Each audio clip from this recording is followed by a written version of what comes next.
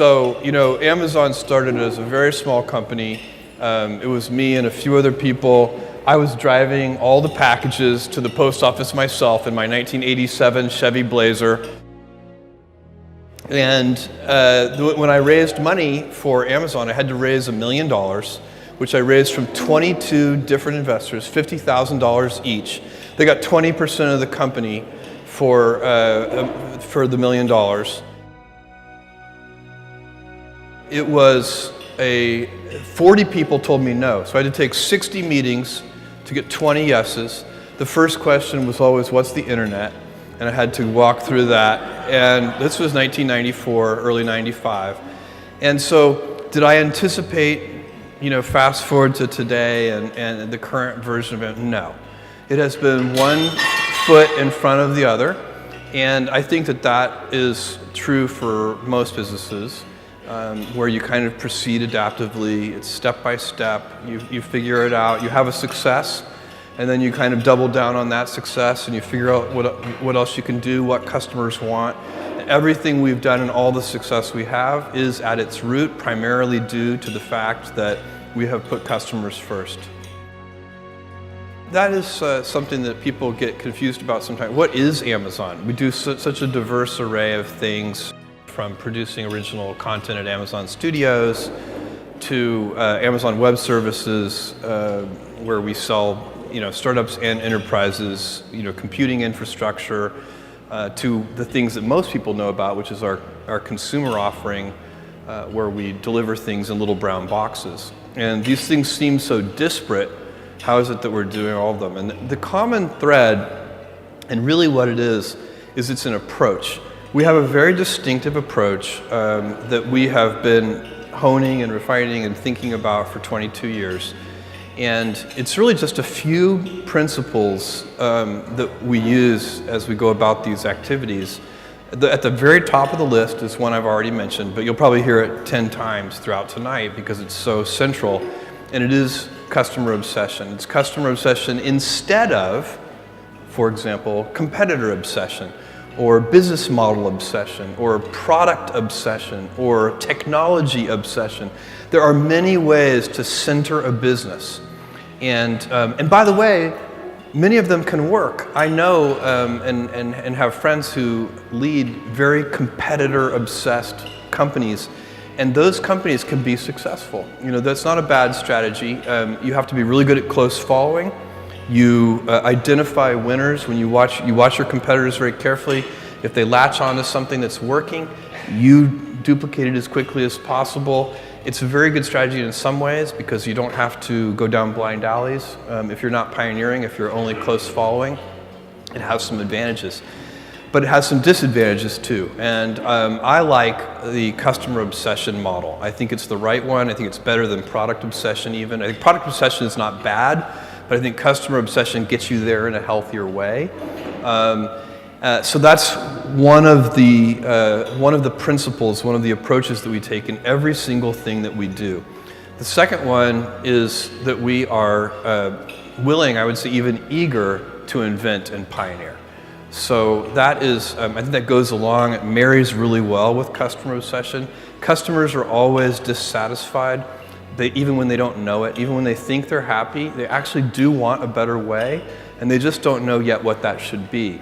And that's why I always warn people, customer obsession is not just listening to customers. Customer obsession is also inventing on their behalf, because it's not their job to invent for themselves. And so you need to be an inventor and a pioneer. And the third one, that's really central to the way we think about all of our business problems and a bunch of things at Amazon, is we're long-term oriented. So I ask everybody to not think in 2 to 3 year time frames, but to think in 5 to 7 year time frames.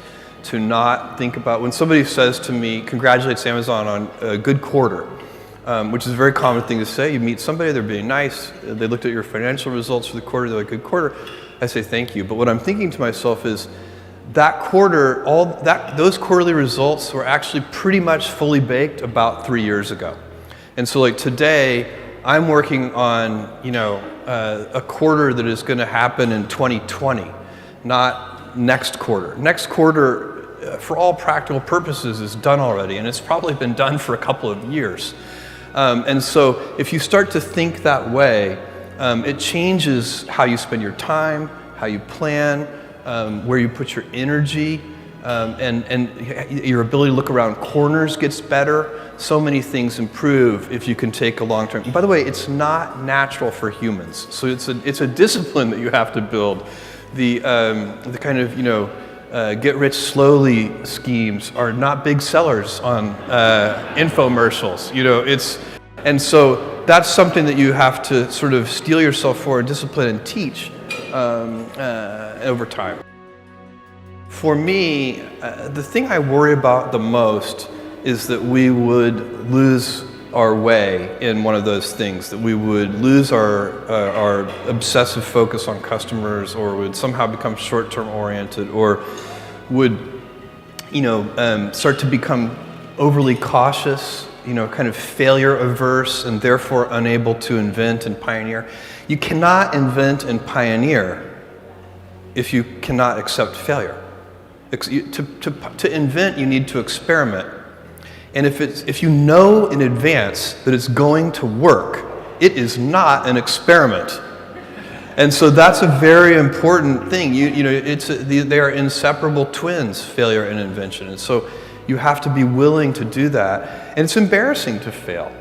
It's always embarrassing to fail. But you have to say, no, that's not how this works. If I said to you, you have a 10% chance with a particular decision, a 10% chance of a 100x return, you should take that bet every time.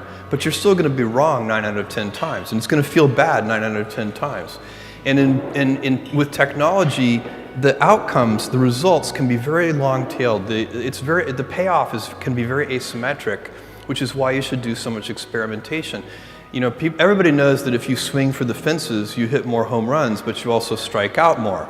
But with the baseball, that analogy doesn't go far enough, because with baseball, no matter how well you connect with the ball, you can only get 4 runs. The success is capped at 4 runs. But in business, every once in a while, you step up to the plate and you hit the ball so hard, you get 1,000 runs. And so when you have that kind of asymmetric payoff, and one at bat can get you 1,000 runs, it encourages you to experiment more. It's the right business decision to experiment more. It's also better for your customers. Customers like the successful experiments. By the way, this is a giant misconception in a lot of young entrepreneurs, inexperienced entrepreneurs that they meet. One of the things that is very fashionable right now is to talk about how disruptive their business plan is going to be. But invention is not disruptive. Only customer adoption is disruptive. At Amazon, we've invented a lot of things that customers did not care about at all. And believe me, they were not disruptive to anyone. So it's only when customers like the new way that anything becomes disruptive. And so really it's just saying that you want to, if somebody comes to you with a business plan that they claim is disruptive, you should ask them to explain it to you in simpler language. And the simpler language is, why are customers going to adopt this? Why are they going to like it? Why is it better than the traditional way?